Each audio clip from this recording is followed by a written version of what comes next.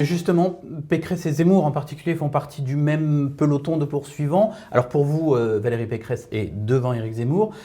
Qu'est-ce que l'ordre entre ces deux-là, ou leur score respectif, changera pour l'après-présidentiel? On pense évidemment aux législatives ou à la recomposition éventuelle de la droite. Je dirais que déjà, si Valérie Pécresse est devant Éric Zemmour, ça va rendre très difficile l'obtention d'un bon score pour les candidats de reconquête dans les circonscriptions. On sait que la présidentielle, c'est une lessiveuse et que après, quand vous n'êtes pas dans les deux premiers, et encore plus si vous êtes devancé par d'autres candidats, vous avez beaucoup de mal à exister aux législatives. Surtout avec un scrutin majoritaire, évidemment. Voilà. Les candidats LR, beaucoup de sortants, installés, avec souvent des anciennetés dans les circonscriptions qui sont assez fortes. Donc c'est vraiment cette dimension-là qui est importante.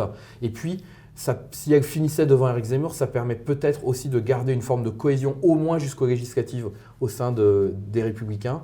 Alors que si elle finissait à moins de 10%, par exemple, on peut s'attendre à ce que ce soit peut-être des règlements de compte et une explosion assez rapide.